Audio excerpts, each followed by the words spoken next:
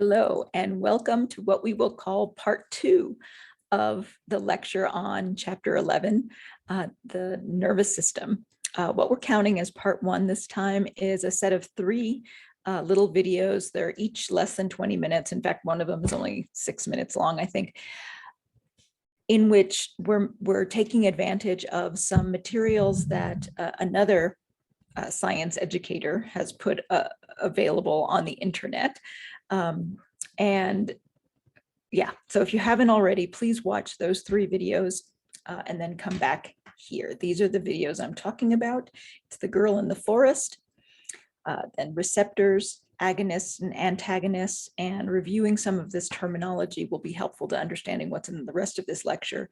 And then the autonomic nervous system balance and how those 2 parts of the nervous system really act to maintain homeostasis throughout the body. Very helpful. So take a look at those 3 videos and we'll count that as part 1. And now we will continue here with part 2. As always, in the beginning, I like to super simplify. As I said in the message that I sent you by email, there's so much information on the nervous system that there is no way that we can cover everything that's in this chapter. And so I did a lot of soul searching and decided that really the way I could serve you best is by slashing and taking out material and having us focus on the most fundamental information about the nervous system and what I think is going to be the most helpful to you going forward in your career. And so we simplify the nervous system by saying it's all about sending signals and responding to signals. And what we mean by signals within the cell, we're using the movement of ions, much as we did in the cardiac muscle. Remember moving the sodium ions and the calcium ions and the potassium ions and just changing those membrane potentials was the way we were sending messages within the cell. And that's what's going on in the brain and in the nerves outside of the brain. Unlike the cardiac tissue, there's this new level of complexity, and that is the cells are not touching each other. That's on purpose. During development, the cells are touching each other, and then they pull back a little bit from each other to create what's called a synapse, is a little bit of space. And that is where we have to introduce the chemical communication. These are referred to as neurotransmitters because they're from neurons and they're transmitting information. They're moving from one place to another. The neurotransmitters by themselves can do nothing. They're just a signal that has to be received by another cell. And in order to respond to those signals, those other cells have to have structures that we'll call receptors. Now, we'll go into receptors in much more detail later because there's different kinds and some of them are excitatory and some of them are inhibitory. Now, why is it that we're focusing on signaling? And it's because neurotransmitters, their receptors, and their uptake mechanisms, that is how to get rid of them after they've been used. These are the targets of many of the drugs that are used in managing homeostasis in the body and managing nervous system disorders. And so this is just what I consider the most high yield information we could possibly focus on. So the functional organization of the nervous system, this is not covered in our textbook. And as a student, I found this very helpful to think about in this way. So I'm going to show you this just very blocky diagram. We are not going to study the different sensory inputs, but there is basically input of information into the nervous system.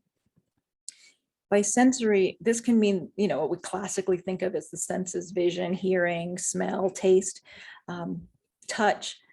But this can also be, the chemoreceptors, the stretch receptors that are perceiving blood pressure, all of that sensory input. That information is going in along some nerves through the peripheral nervous system The peripheral nervous system includes all the nerves out in the periphery of the body. And that information is being channeled into the central nervous system.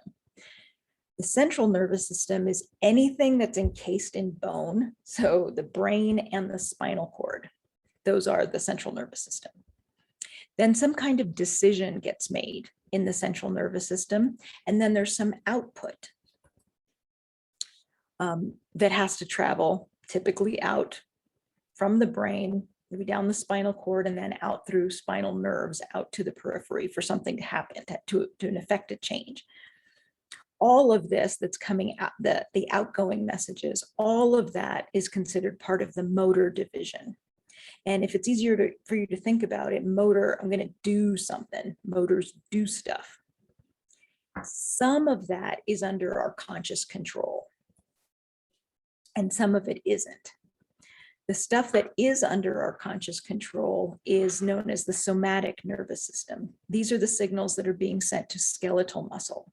You can tell them to contract, move us in this way. And that skeletal muscle that can move the bones, or just skeletal muscles, in your face, even in the diaphragm, which is under our conscious control, but can also be controlled by the autonomic division. Okay, let's talk a little bit about the autonomic division. These are all the parts of you that are controlled by your nervous system, but is not under the conscious control. So all the smooth muscle, the cardiac muscle, and some of the glands, absolutely taking commands from the brain, but happening unconsciously. There are two main parts to the autonomic nervous system. Those are referred to as the sympathetic division and the parasympathetic division. The sympathetic division, as you know, is known as the fight or flight division.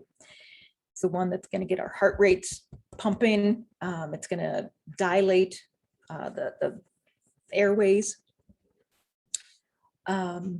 And the parasympathetic division, this is the one that's going to activate the GI tract. It's time to work.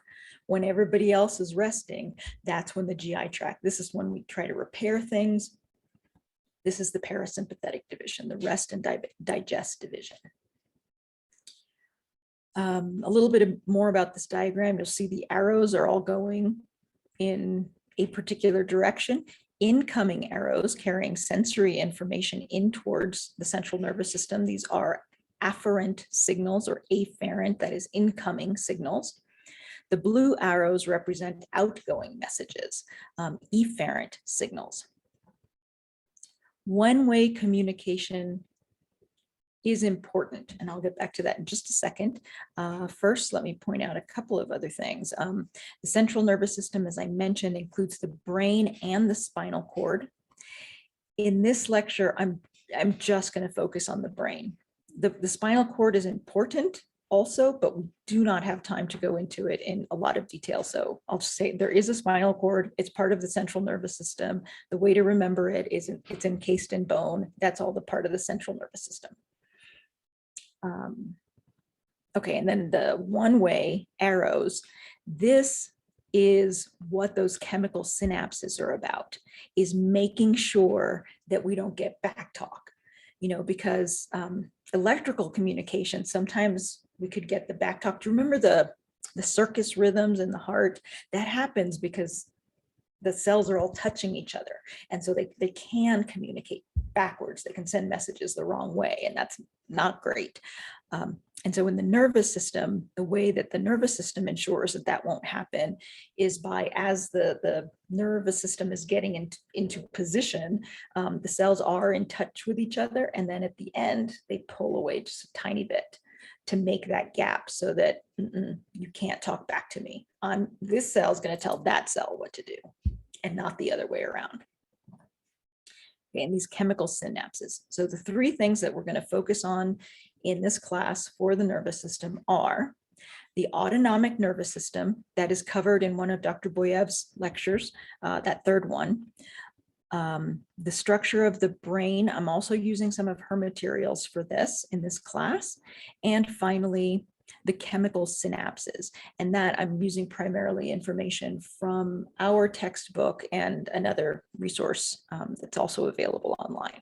So those are the big three areas that we're going to hit: autonomic, the brain, and chemical synapses, including neurotransmitters and receptors. So let's continue. We will move on to autonomic nervous system first. Hopefully you've already had a chance to view the video that covers the autonomic nervous system. And so this diagram hopefully looks familiar. What the autonomic nervous system is about is maintaining homeostasis, helping the body to stay within a relatively narrow range of conditions.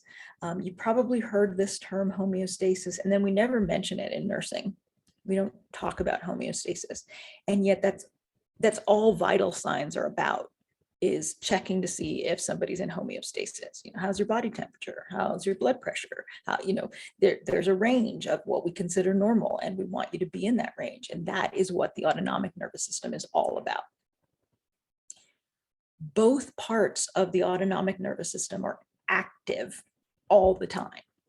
So we've got sympathetic and parasympathetic, and they're perpetually shoving each other. One saying, go faster, the other one saying, relax. And it's under certain conditions, we let one of them win more than the other one. But this is how we fine tune, because they're both pushing. Yeah, I haven't introduced these terms here, but I think you saw them already in the other videos. So sympathetic division, the ligands, that is the neurotransmitters that we're working with, are primarily norepinephrine. Epinephrine is also present. That's why we're using the term ligand here, meaning the thing that's going to bind to a receptor, because epinephrine is actually not released from a neuron. It's released from the adrenal gland. So epinephrine is actually a hormone. But between norepinephrine and epinephrine, these are the molecules that are going to stimulate from the sympathetic division. The receptors that respond to adrenaline and noradrenaline were the old names for it. They're called adrenergic, and we know them typically as alpha and beta receptors. And then on the parasympathetic division, the ligand, in this case, it's always a neurotransmitter, acetylcholine or acetylcholine. The receptors are cholinergic receptors, acetylcholine, and the specific kind of cholinergic receptor is muscarinic. All right, so that's some general information about autonomic nervous system. A little bit more. Why it matters to understand this is that we have a lot of medications that act on the autonomic nervous system, and some of them act to kind of beef up the sympathetic division, and others act to suppress the sympathetic division. Alternatively, some act to beef up the parasympathetic division, and others act to suppress the parasympathetic division. And curiously, in this little table that Dr. Boyev produced, you can see a very clear pattern, and that is medications that increase the sympathetic division are going to have exactly the same kind of effect that the opposite thing would do. Suppressing the parasympathetic division is going to have the same effect, because increasing sympathetic division allows more of the red team to push. And if we're inhibiting parasympathetic, we're taking away some of the blue team. And so that's going to push towards what the sympathetic division wants to do. So if we're talking about heart rate, which this example is, the adrenergic agonists are going to increase heart rate, but so are the antagonists, the ones, the anticholinergic medications are going to work against against the blue team and help the red team. Okay, and then the other way also. Now this works for heart rate. The example that she showed in the video was pupil dilation. The other examples are urinary release, GI activity, you name it, anything that's involved in homeostatic balance and is impacted by sympathetic and parasympathetic division is impacted by these medications. Okay, and I've said it before. Yes, it's not this is not a pharmacology class, but you're going to be taking a pharmacology class and you're going to be prescribing medications, and the better position you're in to understand how the medications act, you're going to understand your patient's reactions and the side effects that they may experience on some of these medications better. So that's why we're doing this. Okay, and we are moving right along. So our second big topic is the brain, which is a big part of the central nervous system. It's the biggest part. The other part, of course, is the spinal cord. But we're focusing on the brain. And let's talk about, what does the central nervous system need? It needs sugar, glucose, and it needs oxygen. And it is demanding. As we will see in a little while, there's a lot of signaling that happens in these neurons. And to put it in the simplest terms, the sodium potassium pump. Remember that we've got a lot of ions moving, and then we keep resetting them. We keep moving them around, and that's how we're signaling. Well, you got to clean that up all the time. And all of that takes ATP. Thinking is exhausting. I mean, it takes so much energy to use all of these neurons. So it takes an enormous amount of fuel to keep this going. And glucose by itself is not enough. We need oxygen because we need to do aerobic cellular respiration in all of our cells. We've got plenty of mitochondria in all of the neurons. And you can't do cellular respiration, or aerobic cellular respiration gives you the huge numbers of ATP. You cannot do that without oxygen. This, my friends, is why a stroke is so debilitating. A stroke is a blockage or an interference of the delivery of the sugar and the oxygen. Neurons die within minutes if you keep them from getting glucose and oxygen. They cannot survive. And so that's why this matters so much. Okay, and because it's so important, we have multiple systems in the body that work to actually keep our blood sugar high enough and keep the blood pressure adequate to perfuse the brain, to bring these supplies. So as I mentioned, strokes interrupt the supply and lead to neuron death. All right, the main areas of the brain, you've seen them. We're not going to go into huge details about different lobes and whatnot, but we can talk about general areas of the brain. The cerebrum, everything that's shown here in this pinky purple color. This is sometimes referred to as the forebrain. It seems strange because in humans, it's just this huge cap that goes around the entire head. I'm going to mention an old hairstyle. So if you can picture, during development, this is the front part of the brain, and then it kind of rolls back on itself. So it's like a pompadour, so the stuff that's in the front actually rolls over onto the back. But this is still part of the cerebrum. Anyway, that's where the higher order thinking happens. This is the part that we think sets us apart from the other animals. And this is where the voluntary action is controlled, the motor control. As we go deeper into the brain, we get to more primitive areas. So what's shown here in blue is the Diencephalon, and we'll go into that in a little bit more detail, but just know for right now, it's a more primitive part of the brain. And then the deepest part, the brainstem, this is absolutely the most primitive. This part of the brain is just keeping you alive. It's the reptile brain. It's the absolute most basic functions to keep us awake and moving.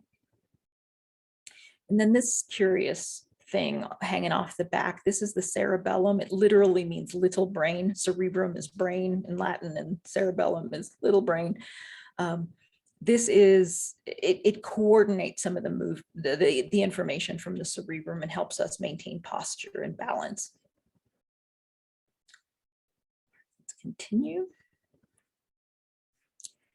Previously, we depended a lot of in our understanding of the nervous system just based on like gross anatomy. Like, what can you see when you have a cadaver and you dissect it? What are the parts? Where are the lumps? Where are the the sulci? Where are the separation? But we didn't know what anything did.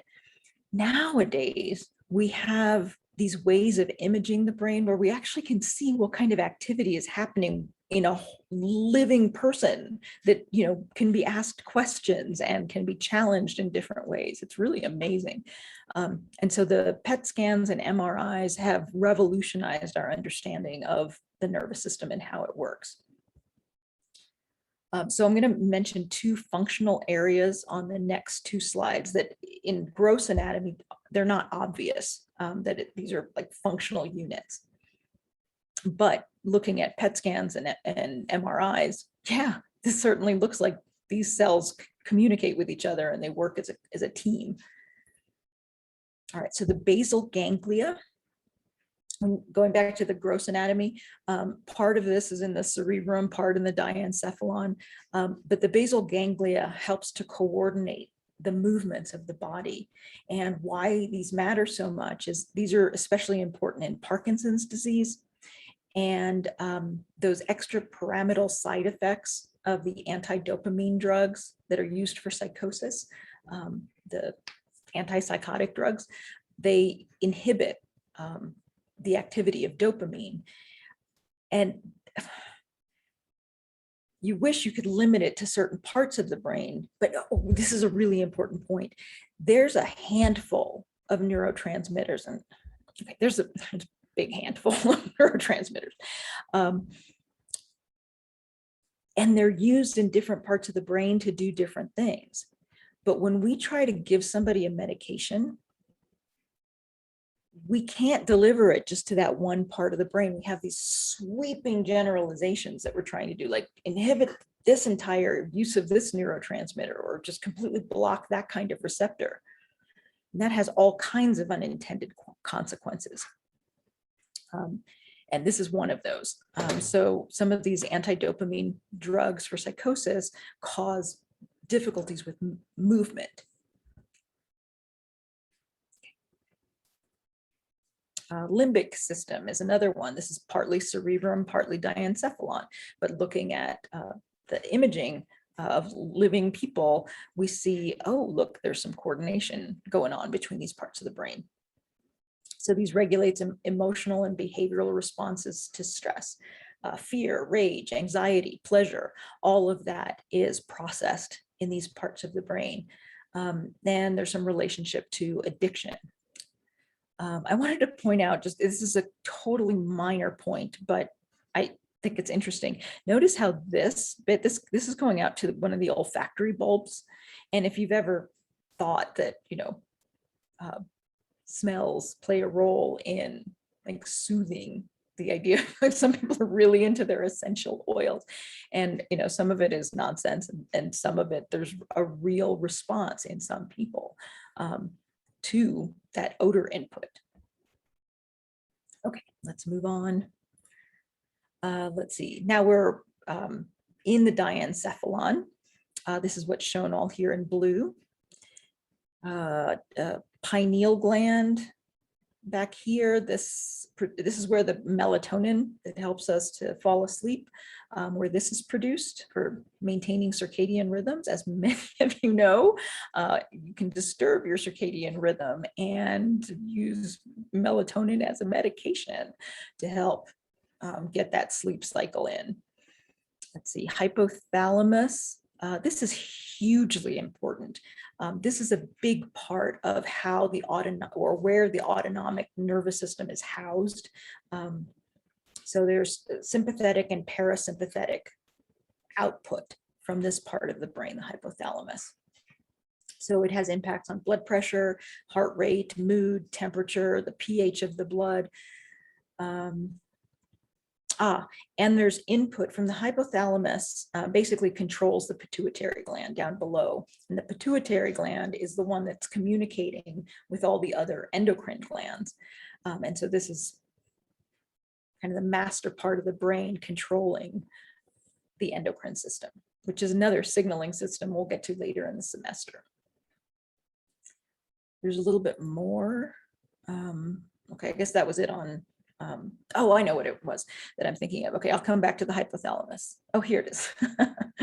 So we're talking about regulating physiological function. So we're further down. So there's the hypothalamus. We're further down. We're on our way to the spinal cord.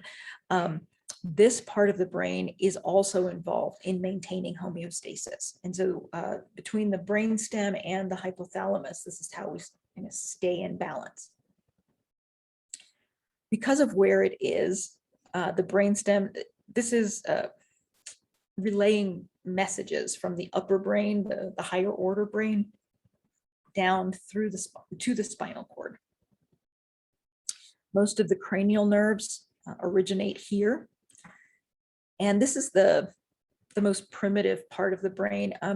If you've ever seen, this is something that Dr. Boyev talks about, a startle response, like full body, just like scared out of your head kind of response. This is where that kind of a reaction is housed, or where that comes from.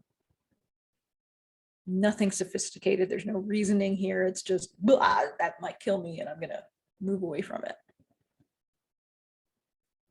Okay, there's some more information about the brainstem. There's an area called the reticular formation. This is shown by this striped area.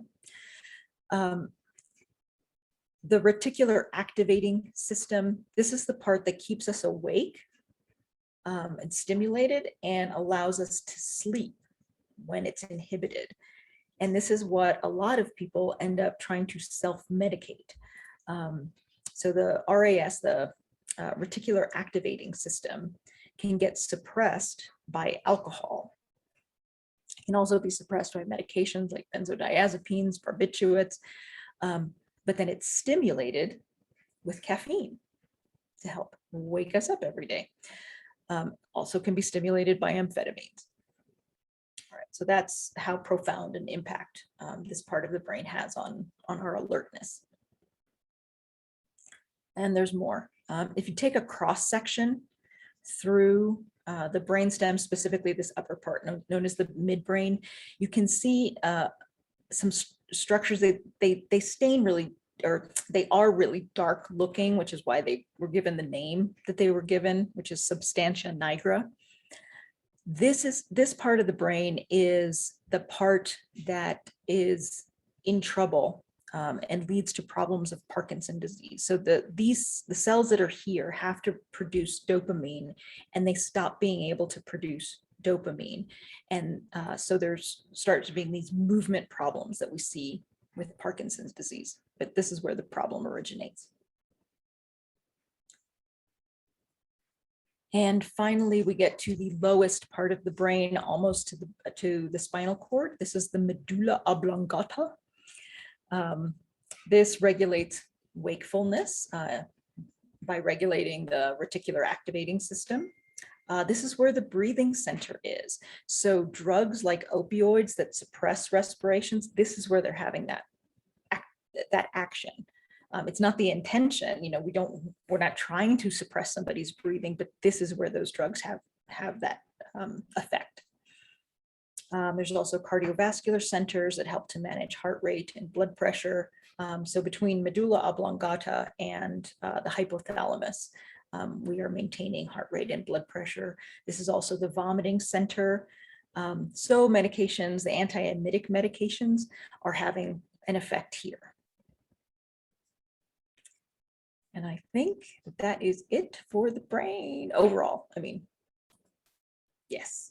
Then we're going to get into signals and receptors. Let me see how far I want to go with this. Let me take a quick look ahead.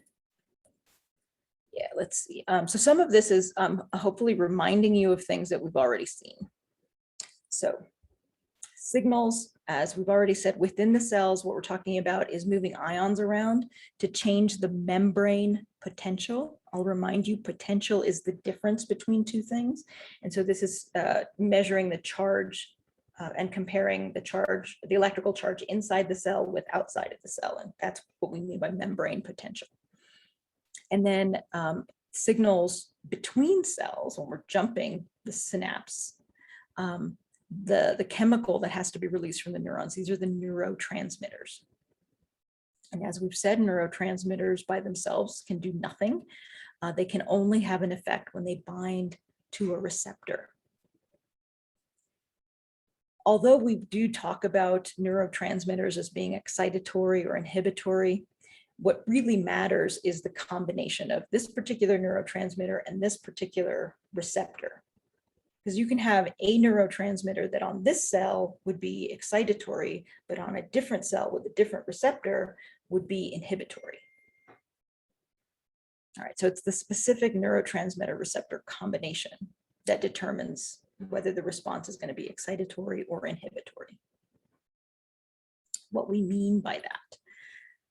Remember, when we measure a membrane potential, we're comparing the electrical charge inside the cell with outside of the cell, and typical neuron resting membrane potential is negative 70 millivolts. That means inside the cell is more negative than outside the cell.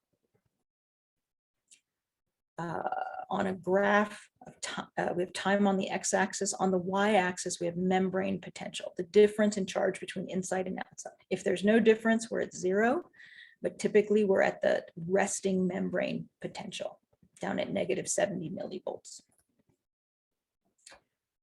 There is a concept of threshold. That is, if we come out away from resting up to this kind of critical point, we can depolarize further.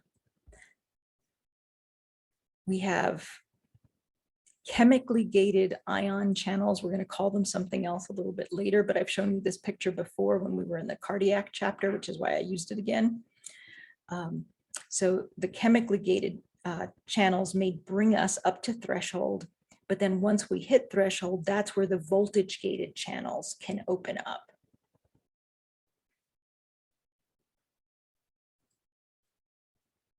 Right, this diagram is from our textbook. So changes in electrical potential refer to changes from resting. So what happens from negative 70? Do we go up or do we go down? If we go up towards 0, we call that a depolarization. We're less polarized. And I had used the analogy before of being in debt. We're coming out of debt. We're not all the way flush. We still owe money, but we owe less money than we did before. All right, this is excitatory, moving up this way. And the way this happens is by letting in sodium ions, in some cases, calcium ions. And then the opposite thing, the hyperpolarization, is a change away from 0. We're coming down, and even more negative. This is inhibitory. And this can be accomplished by letting in a negatively charged ion, like chloride ions. So a receptor that lets in chloride ions would be an inhibitory receptor. Okay, what's the deal with these puffiness? That is, in this cell, if it gets stimulated from these other neurons that are connecting to it, they're synapsing with it. If it gets stimulated by one, that might depolarize it a little bit, but if it doesn't make it to threshold, we don't pass that message along. That's not important enough to respond to. But if both cell A and cell B send the signal, we depolarize a little bit, and then we depolarize some more, that gets us to that critical place of threshold, and bam, a bunch of those ion channels fly open, a bunch of sodium comes rushing in, and we depolarize and produce what's called an action potential. This is the big signal. So we sum the input that we're getting from different cells. We can have input that is inhibitory. So if this cell C is saying, don't send that signal along, do not send that signal along, even if cells A and B are sending the signal, hey, depolarize. Cell C is saying, don't pass it along. And I'll give you an example. We can be perceiving pain, but this cell may be saying, we are in the middle of a dangerous situation and we cannot respond to pain right now. Do not tell her that her foot is broken. She needs to keep running. So don't pass that along. I know I'm making that a little bit simple, but that's the kind of context in which, you know, these cells can have input that override each other for the greater good. And finally, the propagation of the action potential. You've seen this diagram before as well, where we depolarize at a certain spot, and what gets passed along is not, there's not a lot of material being passed along. What's getting passed along is the movement of ions across the cell membrane. And the analogy we used for this was the wave in the stadium where the people just stand up and sit down in place. And what moves is the who's standing up and who's sitting down. And that is which ion channels are open and where are the ions going out and coming back in. And so that's how the signal gets propagated along the axon. Right, and that is the end of part 2. I'll see you in part 3.